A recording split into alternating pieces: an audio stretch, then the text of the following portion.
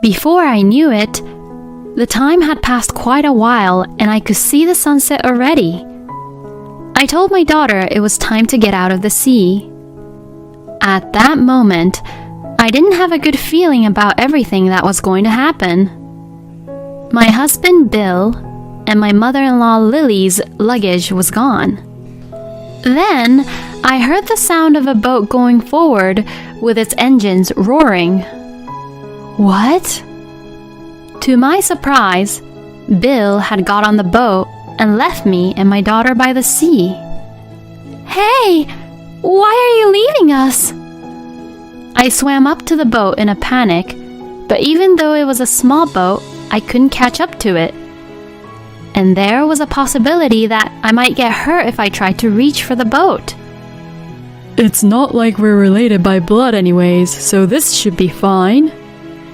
When I got close to the boat, I suddenly heard Bill saying that, and I was so stunned. Then Lily looked out from the boat and said while laughing, "Ha! Look at that dumb face." Bill looks at me with disdain. And then the boat left me and my daughter behind. My name is Lauren, and I'm a 32-year-old housewife. I live with my husband, Bill, and our 7-year-old daughter, Jessica.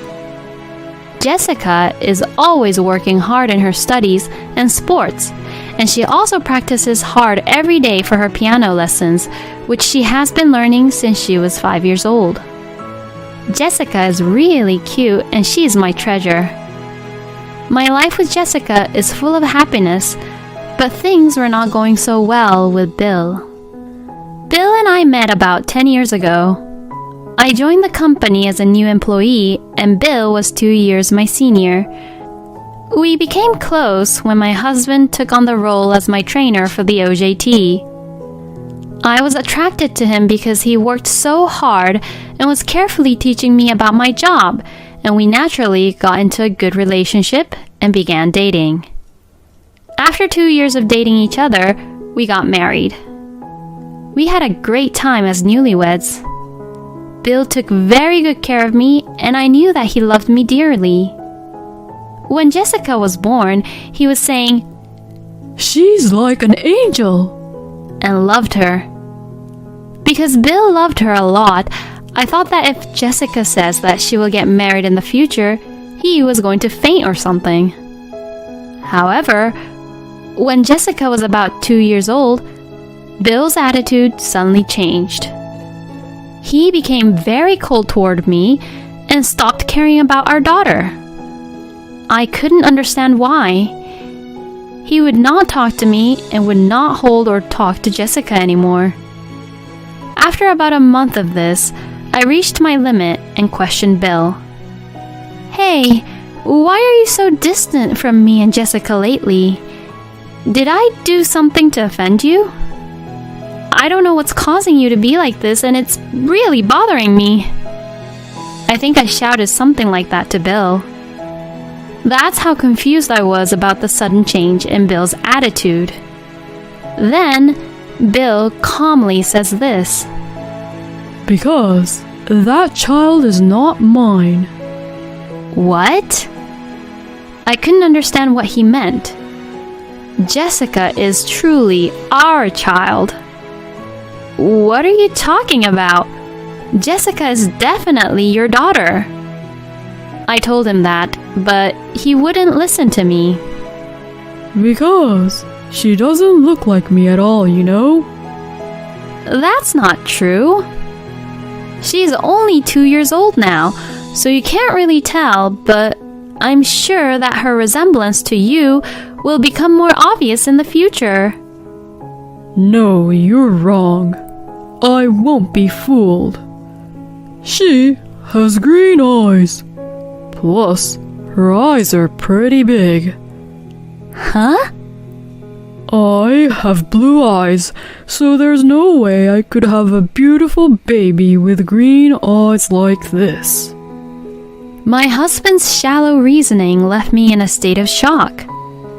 No, I mean, look at me. I have green eyes. So that means she has the eyes just like mine. When I said this, Bill looked a little convinced, but perhaps his pride wouldn't allow it. He didn't agree with me. You're probably trying to deceive me by saying that. That's not true. You really have to believe me. Eventually, Bill asked for some time to think about it and went back to his parents' house at that time. At that time, I remember that I began to question his thoughts and began to distrust him. I wondered if we could build a proper family together as parents, let alone a marriage. After returning back to his parents, it seemed like Bill had explained the situation only from his point of view, so Lily called me and cursed me, saying, "You slut!" After that, my in-laws and I had a discussion at their house, and we decided to do a DNA test to find out about it once and for all. Bill says, Even if we don't do that, it's obvious and I know that she's not my child. but when I insisted on having the test done, he reluctantly agreed.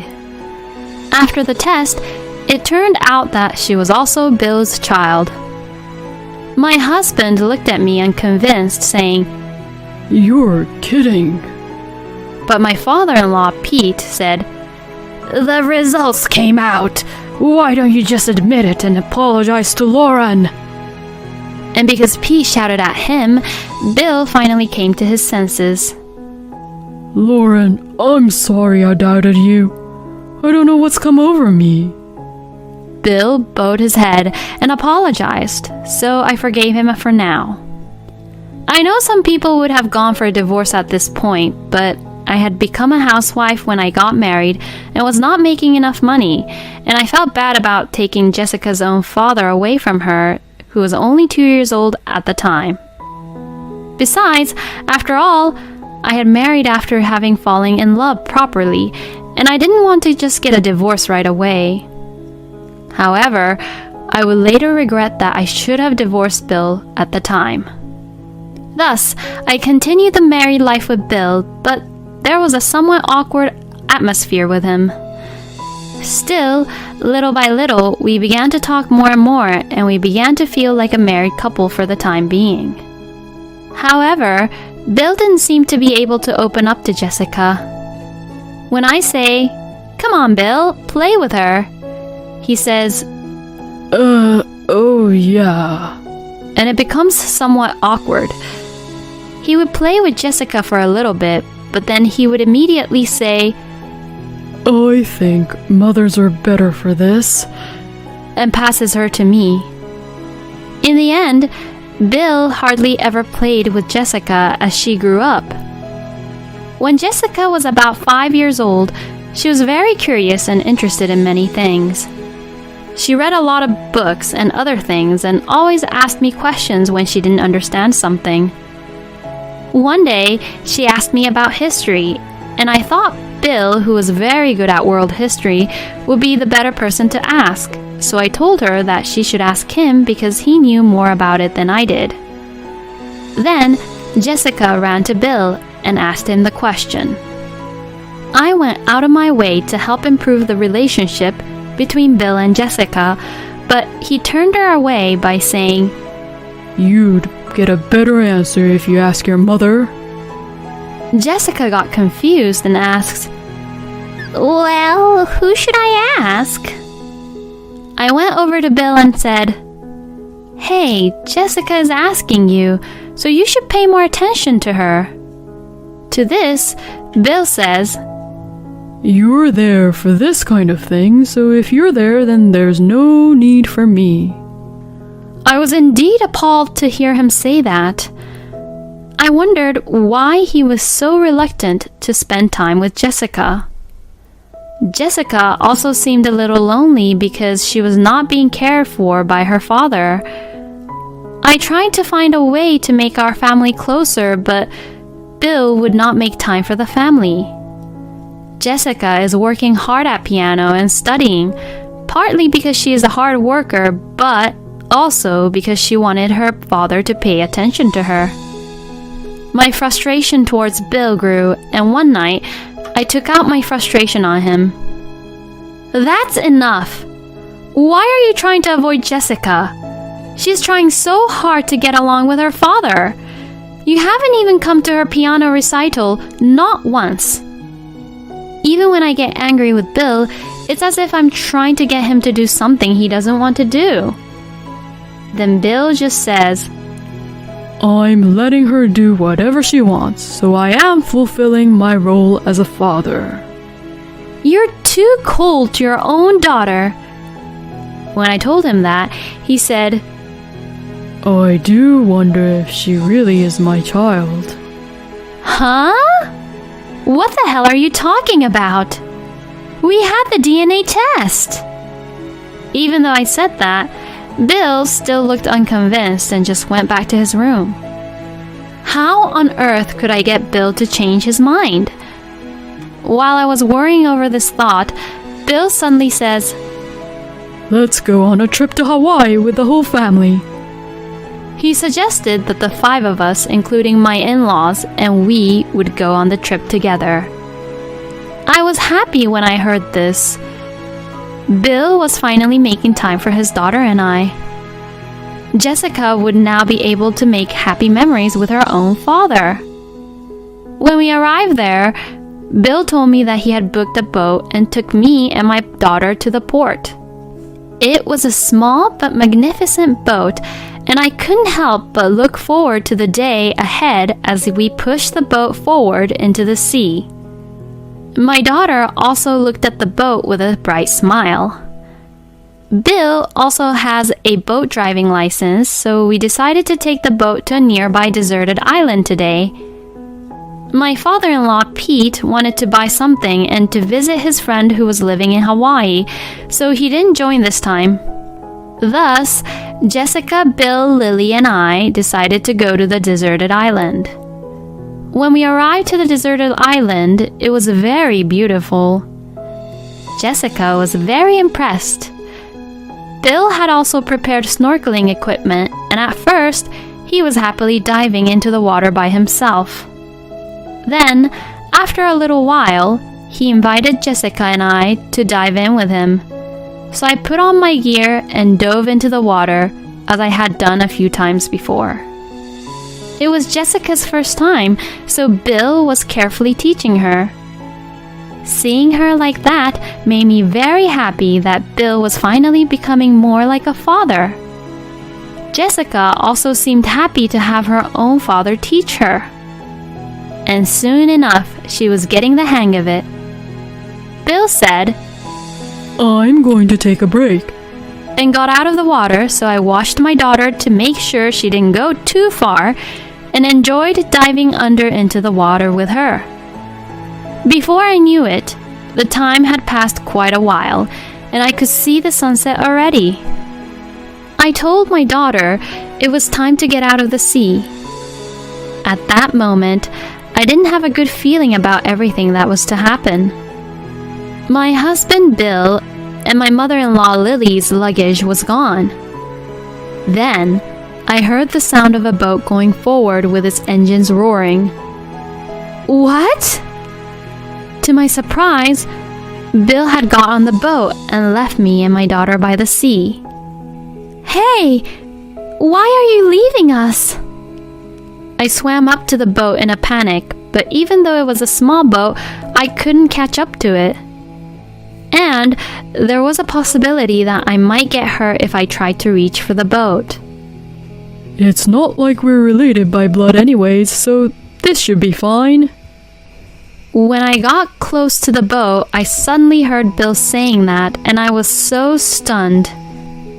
Then, Lily looked out from the boat and said while laughing, "Ha! Look at that dumb face." Bill looks at me with disdain. And then the boat left me and my daughter behind. I quickly returned to the island and ran over to Jessica. Jessica looked terrified. "Were we stranded here?" I hugged Jessica, who was about to cry, and rubbed her back, telling her that everything would be all right. but it is hopeless to be stranded in a deserted island. Fortunately, I had portable food in my bag, which would last at least a day or two, but not for a long period of time. Maybe someone would notice about us. With Jessica being there, I was able to keep my cool. Let's warm up for now. We could catch a cold since we were both wet from snorkeling in the water. I wiped Jessica's hair and body thoroughly with the towel I had brought and dressed her. And together, we brought a number of thin tree branches and gathered dead leaves to make a fire.